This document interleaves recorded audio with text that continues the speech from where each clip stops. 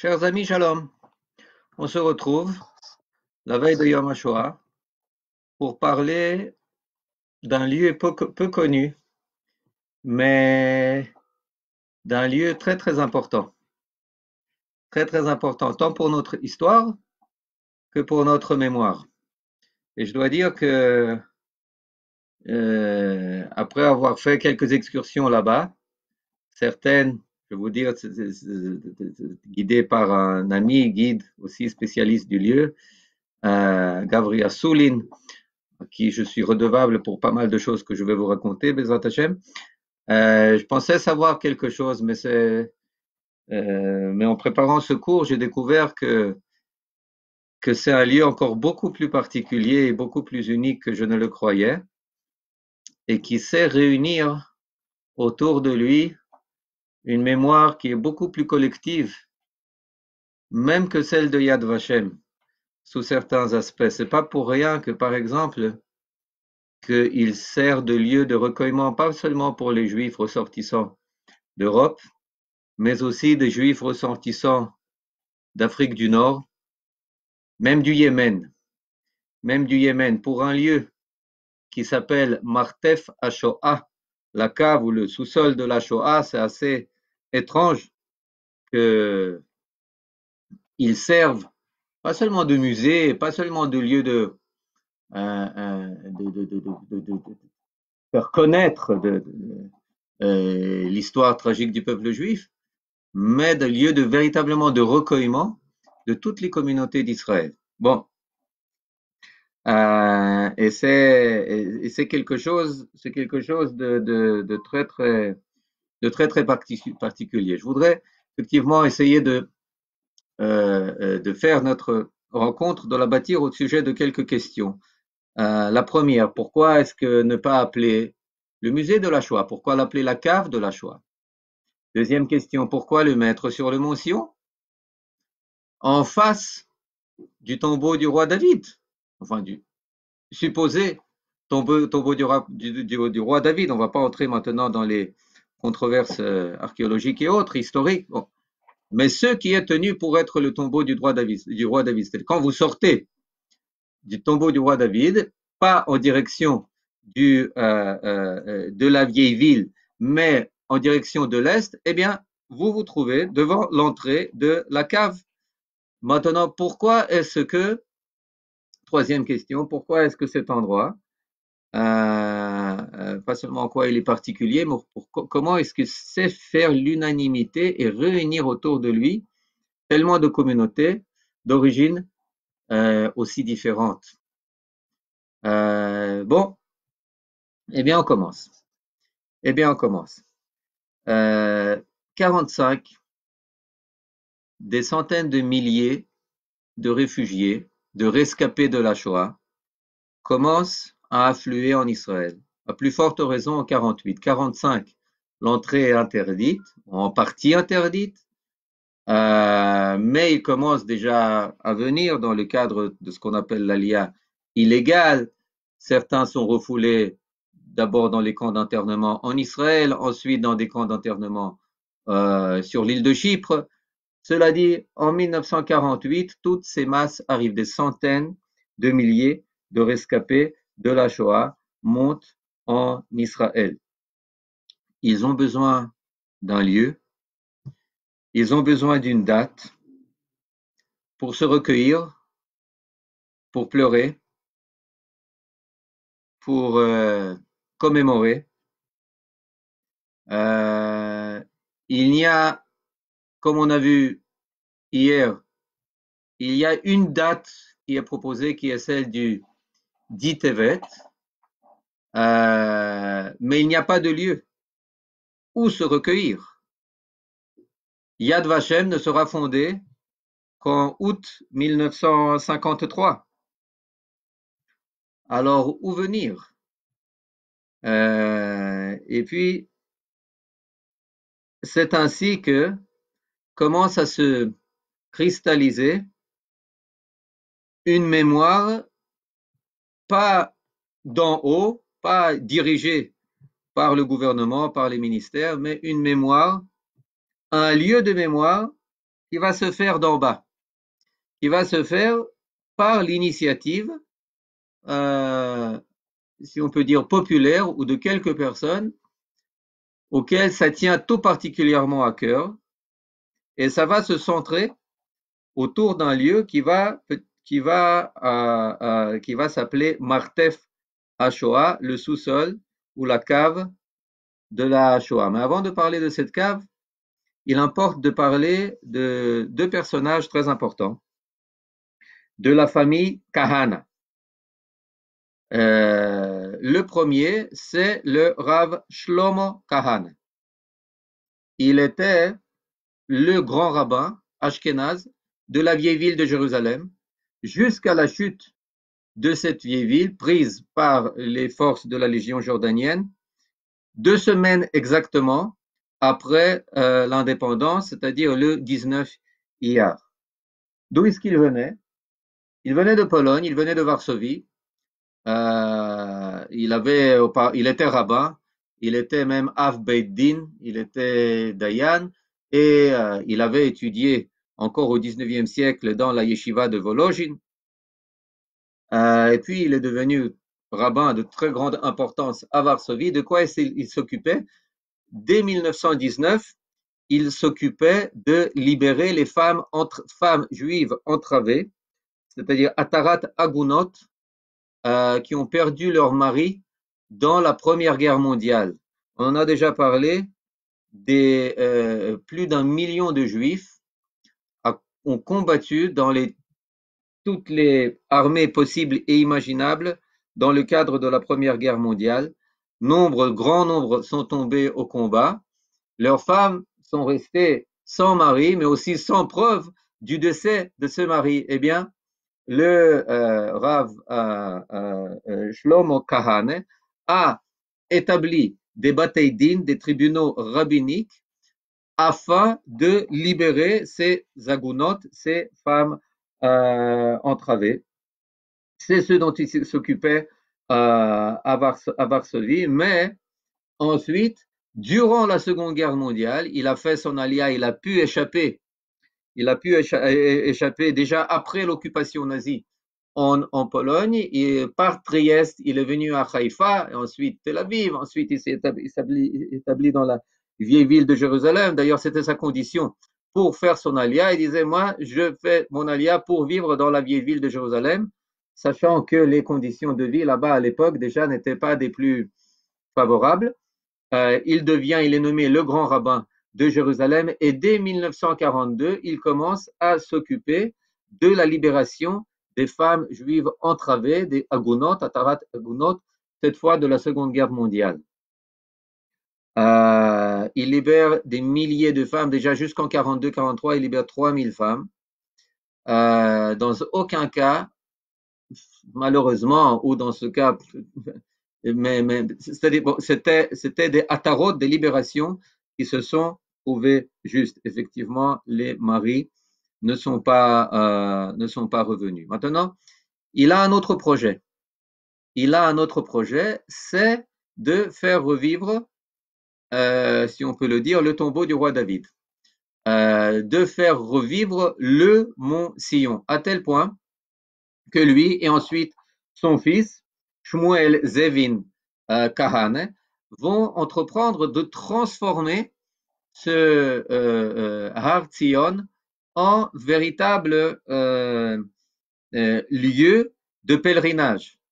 Il faut le savoir que ce n'est pas pour rien que cela se fait, mais parce que il y a eu, malgré notre victoire pendant la guerre d'indépendance, eh bien, il y a quelque chose de très très important qu'on a perdu.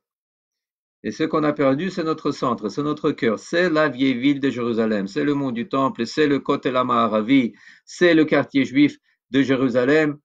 C'est ce qu'on a perdu, et c'est effectivement vécu comme un traumatisme, à tel point que toutes les années, jusqu'à la libération de 67, mais de 48 jusqu'à 67, eh bien, on célèbre sur le mont Sion le 19 Iyar, euh, c'est-à-dire le 28 mai, comme le jour de la chute de la vieille ville.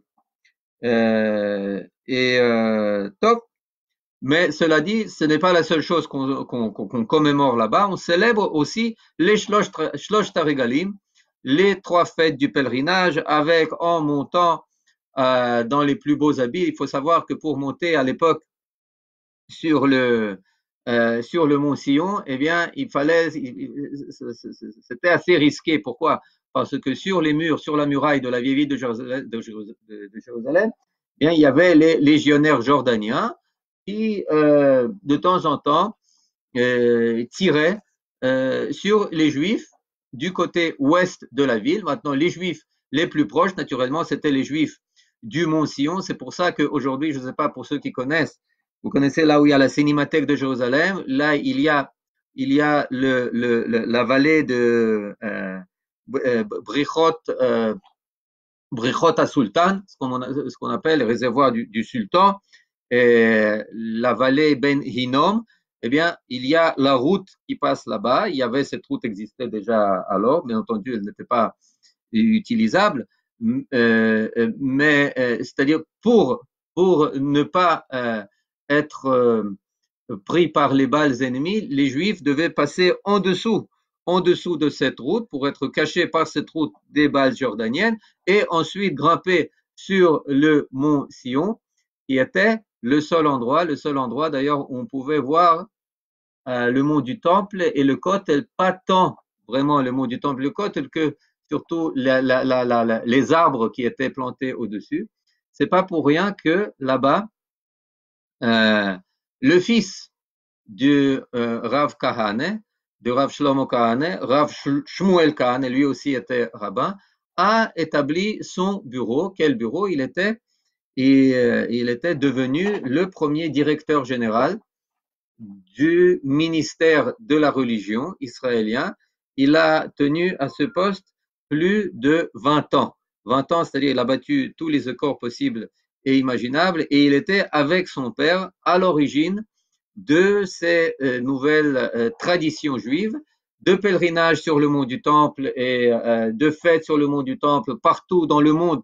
Par exemple, où quelqu'un voulait fonder une Beit Knesset, une communauté, eh bien, il disait, reliez-vous à nous, euh, on vous envoie une pierre du mont Sion, de Har Zion, et puis ce sera la pierre angulaire de votre synagogue aux États-Unis, en France, en Angleterre, ailleurs, où que vous le vouliez, pour que les Juifs du monde entier soient reliés au mont Sion, c'est-à-dire au lieu le plus proche, accessible à la vieille ville, au mont du Temple, au Kotel, à Jérusalem.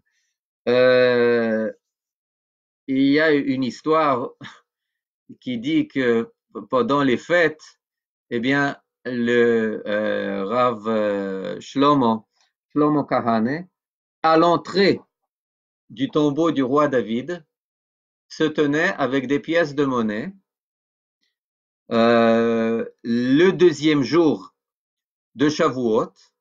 Pourquoi? Pour que chaque juif originaire de la diaspora qui veut se rendre sur le tombeau du roi David le deuxième jour, c'est-à-dire Yom Tov Sheni Shel Galuyot, le deuxième jour qui est fêté comme jour de fête par les juifs dans la diaspora, pour qu'ils puissent venir, et il l'attendait et il payait pour tous les juifs de diaspora qui voulaient rendre visite le Yom Tov Sheni Shel Galuyot, de Shavuot, d'autres fêtes, à l'entrée du tombeau du roi David. Top, bon,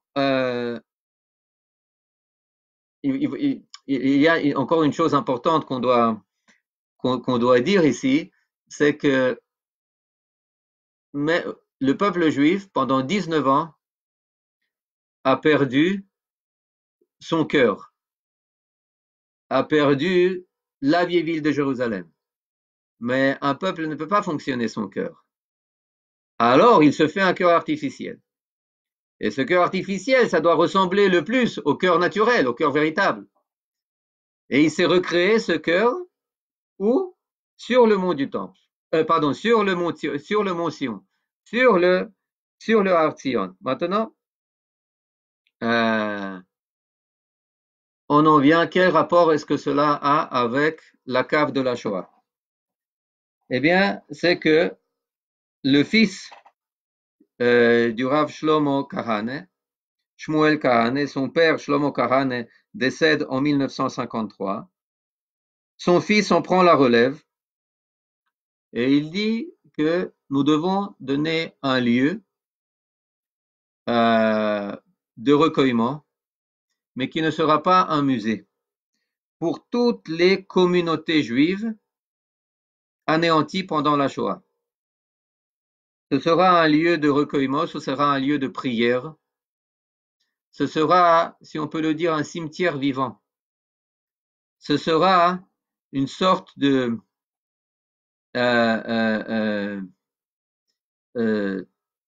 pas de monument, mais comment le dire, de tombe, pas du soldat, mais du juif inconnu.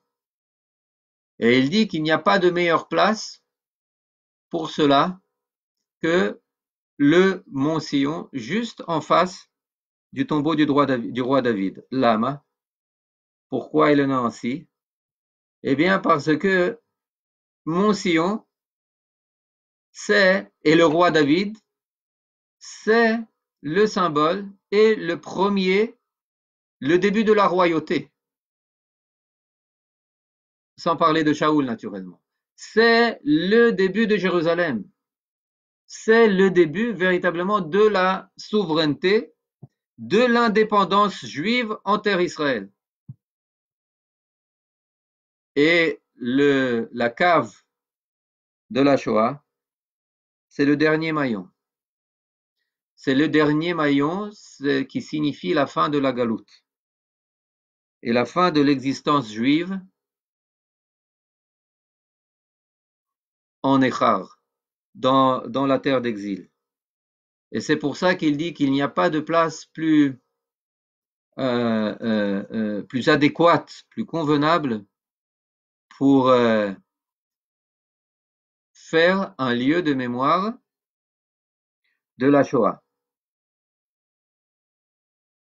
De quoi est fait ce martef et pourquoi est-ce qu'il est appelé martef, sous-sol, cave et pas musée? Eh bien, première raison, vous y entrez, vous descendez. Deuxième raison, lorsque vous le visitez, c'est un endroit très, très petit de taille, peine quelques pièces à l'intérieur, à l'extérieur. Vous n'y voyez pas des photos de personnes. Vous n'y voyez pas des objets qui appartiennent à tel ou tel enfant, vieillard, femme, homme, à tel ou tel particulier juif qui a péri dans la Shoah. Vous voyez pas là-bas des petites chaussures, des petits habits, des petits chapeaux, comme on en trouve dans Yad Vashem. Vous trouvez plus de 2000 pierres de granit, et sur chacune, l'inscription du nom d'une communauté juive détruite pendant la Shoah. C'est un lieu de recueillement autour de communautés. Vous trouvez là-bas des objets d'occulte, des sifrei Torah, des parochet. Étrangement, pour beaucoup, ils sont originaires du Maroc, de Tunisie, de Libye, même du Yémen, d'Algérie aussi. Chose étrange, il y a aussi des stèles, il y a aussi des tables de granit avec dessus le nom de la communauté juive de Sanaa au Yémen ou la communauté juive de Cyrénaïque en Libye, de la Libye. Et vous vous dites, mais qu'est-ce qui se passe? Qu'est-ce qu'elles font ici? Chose très intéressante. Il faut savoir que ce n'est pas seulement un lieu de mémoire, mais que les membres et les descendants des membres de chacune de ces communautés venaient une fois par an pour la Haskara, pour le Yortzeit de leur communauté. Et pour y faire quoi? Pas seulement pour s'asseoir et voir les objets de leur communauté. Il n'y avait aucun objet de leur communauté, il y avait juste la, la pierre de marbre avec le nom de leur communauté inscrit dessus. C'est ce qu'il y avait. Mais pour se recueillir, pour dire le Kaddish, pour lire les Mishnayot, pour lire des Teilim, pour allumer des bougies, pour maintenir là-bas une mémoire vivante. Le fondateur de cette cave, le Rav Shmuel Kahana, il disait que c'est pas comme à Yad Vashem. Il disait, il écrivait, ici, c'est un lieu pour pleurer. C'est un lieu pas pour apprendre, c'est un lieu pour ressentir, c'est un lieu pour s'identifier, un lieu pour verser des larmes.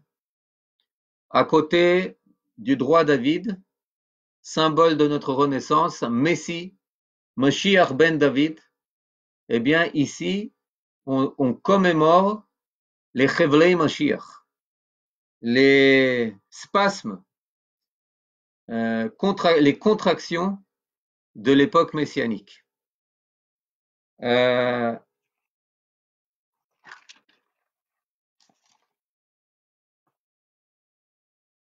Donc on voit que la cave de la Shoah, c'est avant tout un mémorial de communautés disparues. Et c'est cette fonction. Et c'est aussi un lieu de mémoire, pas de tel ou tel juif, mais un lieu de mémoire du peuple juif entier en tant que tel.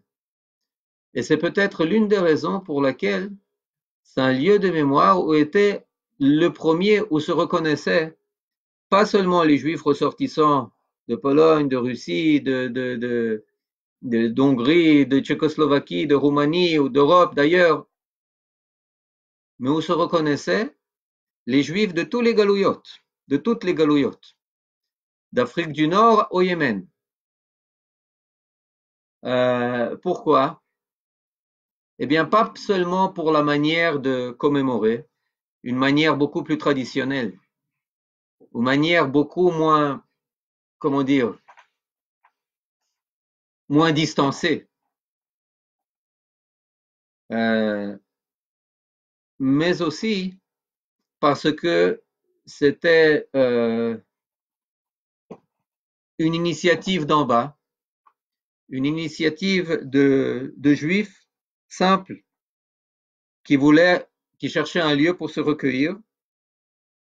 Et puis, troisième et peut-être la plus importante des raisons, c'est que c'était un lieu qui était complètement inséré dans la mémoire du peuple juif en tant que tel.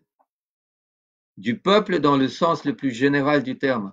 Pas seulement des Ashkénazes ou des Séfarades ou des Yéménites ou des Éthiopiens ou de ce que tu veux, de ce qu'on veut, mais du peuple juif en tant que tel.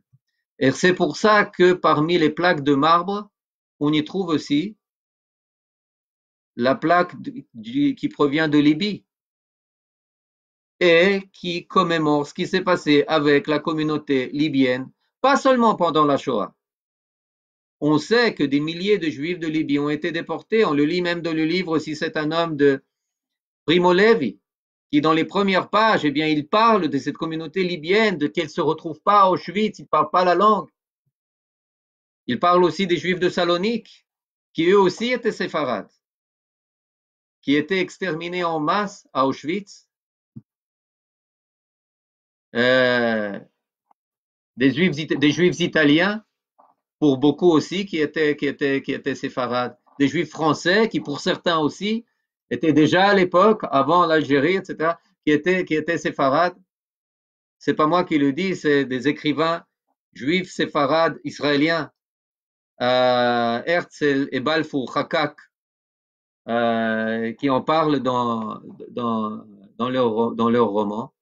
Eh bien, ces Juifs, ils commémoraient aussi dans la cave la fin de leur communauté, détruite en 44-45, mais aussi pendant les pogroms qui ont fait rage en Libye de 45 à 48.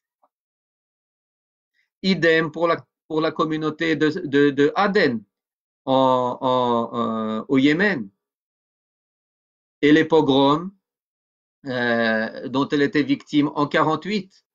Et c'est pour ça que c'est des gens qui s'identifient, qui se reconnaissent totalement dans ce lieu. Pourquoi? Parce qu'ils le perçoivent tant par la manière de commémorer que par l'objet de la commémoration. Ils le perçoivent comme quelque chose d'absolument juif, de très généralement, qui renoue le lien entre tous les juifs. Très souvent, bon, jusqu'à aujourd'hui, il y a concurrence, qui a plus souffert, qui a plus ci, qui a plus ça. Mais c'est une concurrence lorsqu'on y pense. Je sais pas, moi j'ai toujours le sentiment qu'elle est un peu, enfin, je sais pas, elle est un peu ridicule, quoi. Elle n'a pas son lieu. Pourquoi? Pour la simple raison que les juifs ashkénazes n'ont pas été annihilés en tant qu'ashkénazes. Ils ont été annihilés, anéantis en tant que juifs. Et si à leur place se trouvaient les juifs ressortissants, je ne sais pas d'où vous voulez, prenez quelques pays que vous voyez, eh bien, ils auraient été anéantis en tant que juifs. Peu importe s'ils sont yéménites ou séfarades, etc. Donc, c'est à cela qu'on doit donner la parole. C'est à cette mémoire qu'on doit donner la parole. Et même si la parole elle est donnée à Ashkenaz, ressortissant de Pologne ou d'ailleurs, c'est en tant que juif. Ashkenaz, juif. Et c'est cette mémoire qui est préservée par la cave de la Shoah. Et je pense que et c'est effectivement lorsque vous vous y rendez, vous êtes pris d'un sentiment qui, je dois l'admettre, très très puissant, très très puissant que vous ne retrouvez nulle part ailleurs. Ni dans d'autres musées que le musée de la Shoah en Israël, que ce soit à Yad Vashem, que ce soit au musée des combattants des ghettos, que ce soit à Yad Mordechai, non, nulle part vous ne ressentez quelque chose, vous ressentez immédiatement que le message qu'on veut vous faire passer ici, c'est un message très très particulier, c'est un message qui est presque éternel. Euh, et, euh, et, et, et en voyant ces 2000 plaques de marbre qui représentent les milliers de communautés qui étaient et qui ne sont plus, rasées durant la Shoah par les nazis allemands et leurs collaborateurs, eh bien, d'un coup, vous prenez conscience de quelque chose, de l'ampleur de cet événement, chose qui prend beaucoup plus de temps à appréhender lorsque vous vous trouvez dans d'autres musées. Et puis, il y a encore une différence. Il y a encore une grande différence. C'est que euh, lorsque Yad Vashem est construit de manière très intelligente. C'est-à-dire après que vous sortez, c'est construit en forme de couloir, vous en êtes rendu compte certainement, où vous voyez, vous faites le cursus, le parcours effectivement de l'historique de la Shoah. Et lorsque vous ressortez, eh bien, vous avez devant vous une fenêtre qui s'ouvre sur le panorama de quoi? De la nouvelle ville de Jérusalem, du renouveau, de la vie, du peuple revenu sur sa terre. Eh bien, la cave de la Shoah, elle est construite d'une manière un peu semblable. Après que vous en ayez fait le tour et que vous ayez vu toutes ces plaques de marbre et tous ces objets de culte, eh bien, vous y trouvez, vous sortez, et qu'est-ce que vous voyez? Vous voyez l'entrée au tombeau du roi David. C'est-à-dire celui que vous rencontrez, le premier que vous rencontrez, c'est le roi David. C'est-à-dire la Renaissance, mais dans un sens encore beaucoup plus profond. Et avec un message qui n'est pas seulement d'une renaissance moderne, mais d'une renaissance qui est la renaissance de la royauté du roi David, qui est la renaissance de Jérusalem, pas seulement la nouvelle ville, mais la vieille ville, avec tout ce qu'elle représente. On peut dire encore beaucoup de choses à ce sujet. On peut parler des cendres des Juifs tombés dans la Shoah qui sont ensevelés là-bas. Ils ont été ramenés d'Autriche par Simon Wiesenthal en 1949. On peut parler des relations avec Yad Vashem. On peut parler des, des Yom HaShoah, des jours de la Shoah qui étaient célébrés là-bas, tant le 10 Tevet que le 27 Iyar.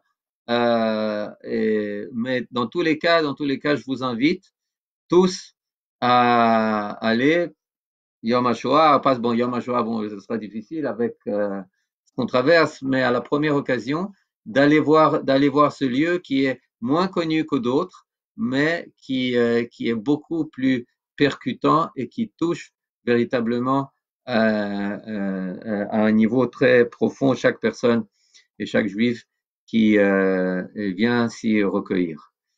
Zéo, sur ce, Sorot Tovot, on se retrouve demain, Bezrat Hashem, pour parler d'une personne qui est aussi inconnue que grande par la quantité de juifs record véritablement qu'il a pu sauver pendant la Seconde Guerre mondiale, plus de 100 000 juifs. Il s'appelle Moshe Kraus, mais on va en parler demain, Bezrat Hashem.